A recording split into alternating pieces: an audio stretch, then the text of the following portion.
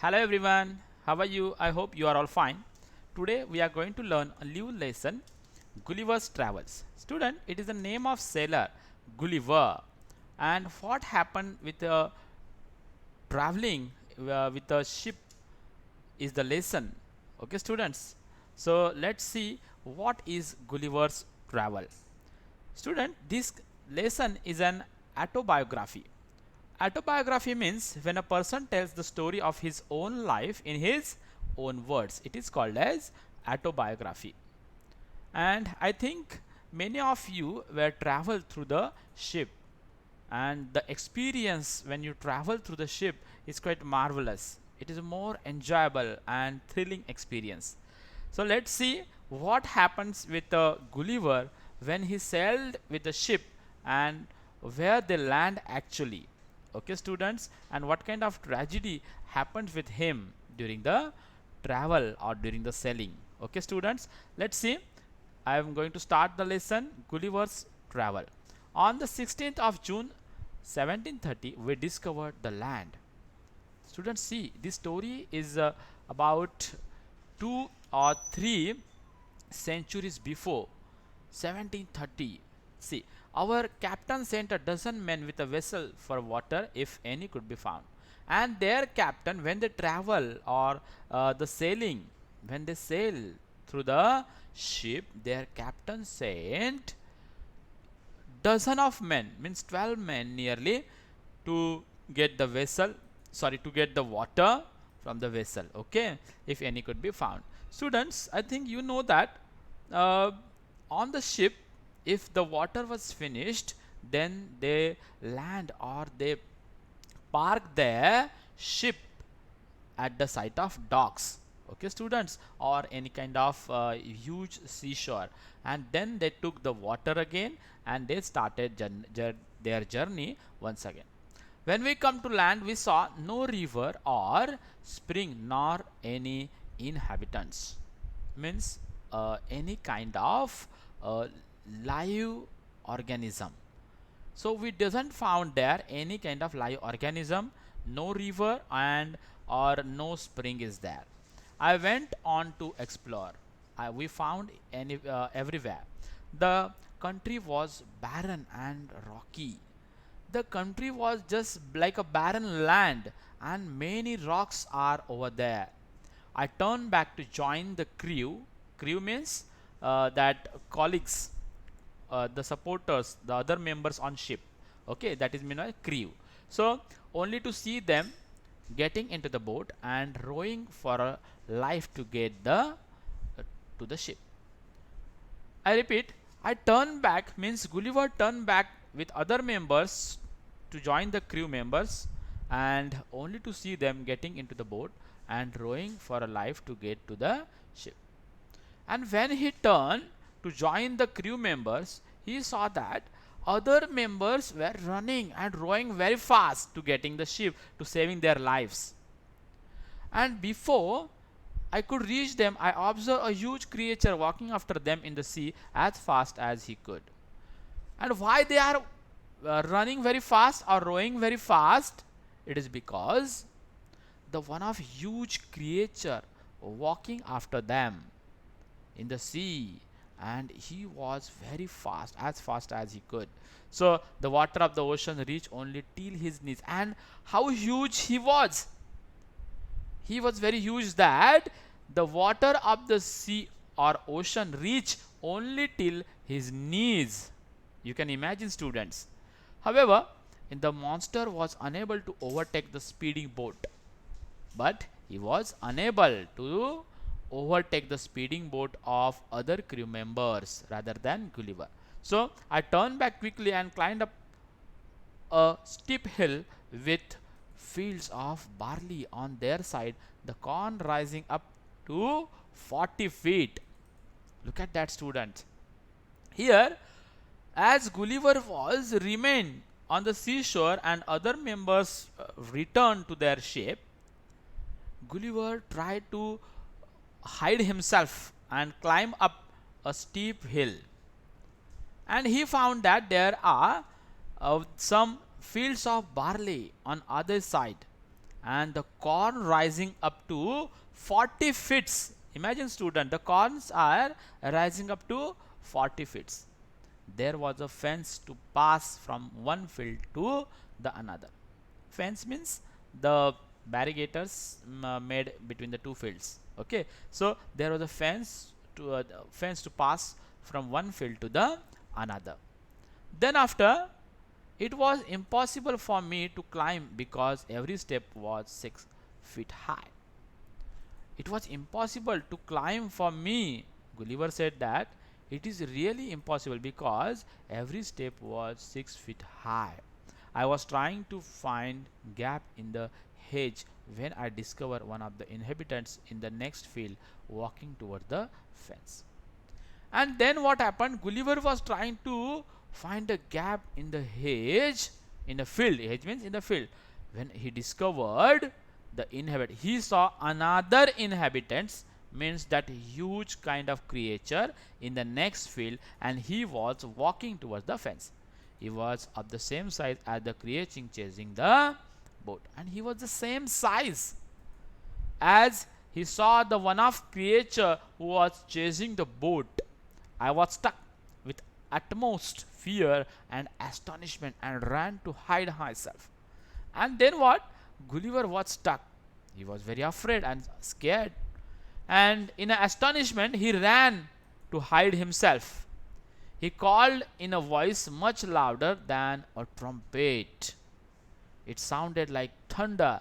7 monsters like him came toward the field ready to reap the corn. And Gulliver saw that their voice is much louder than a trumpet, and it like a thunder. And he saw that 7 monsters like him came towards the field to reap the corn. To reap means to harvest.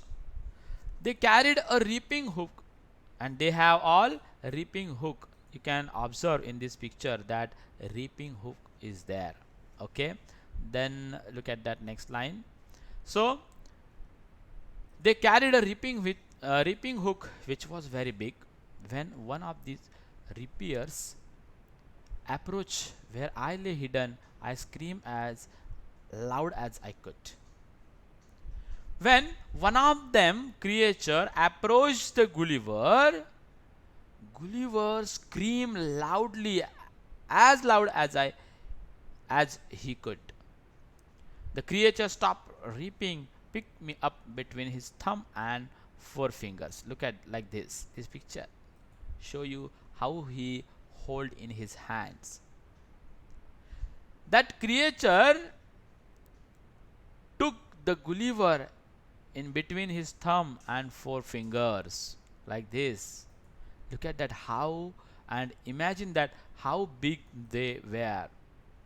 Then picked me up between his thumb and forefinger and brought me close to his eyes, 60 feet above the ground, and the place where he hold me is 60 feet above from the ground.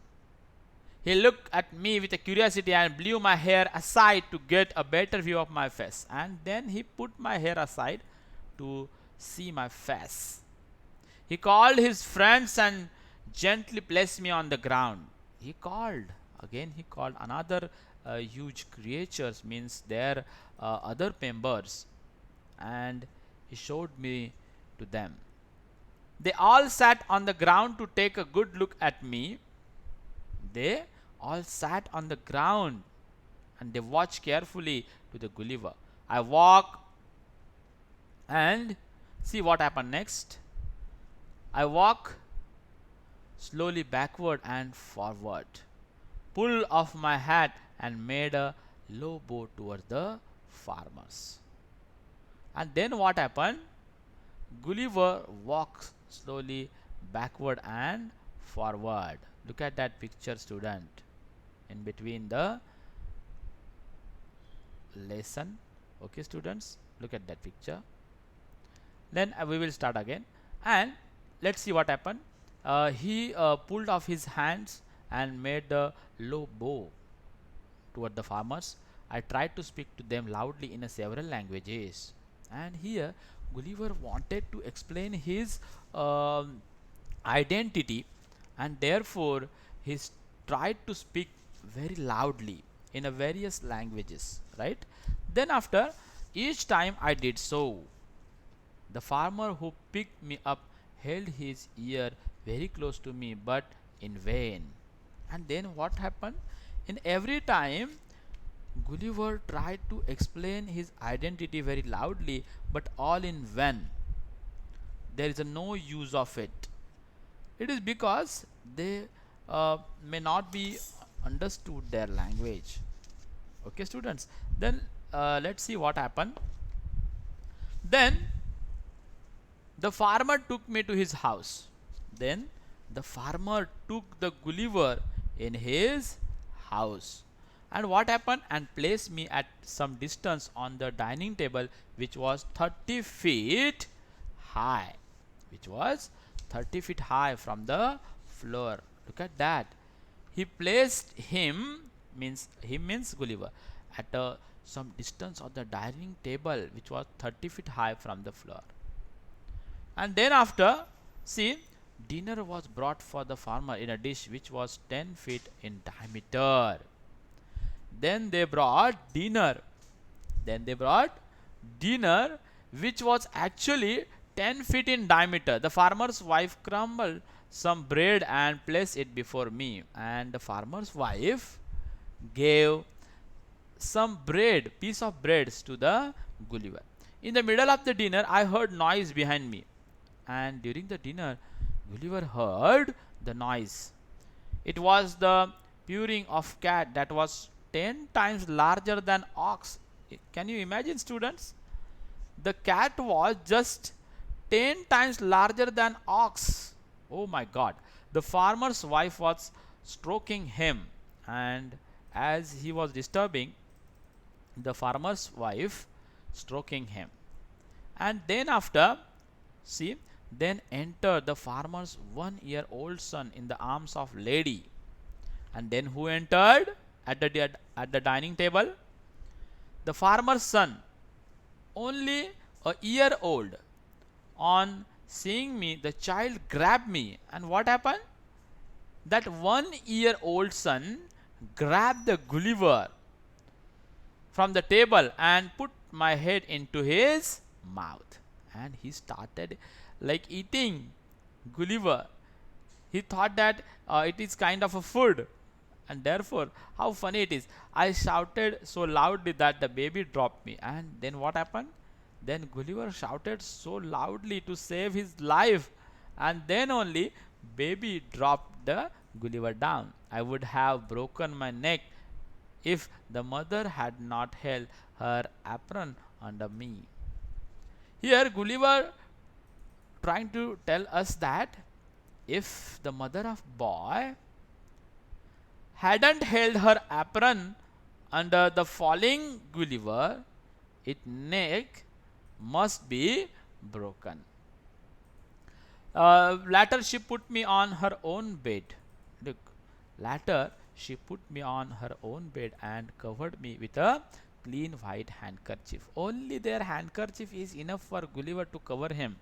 See how big and how that people saw. Just imagine, their handkerchief is big enough to cover the Gulliver.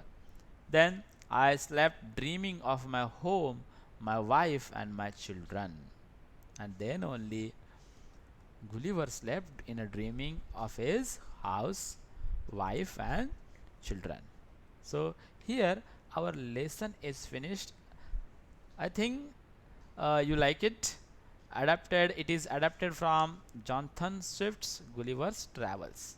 Okay, students. So we will see all the question and answer in our next session. Thank you.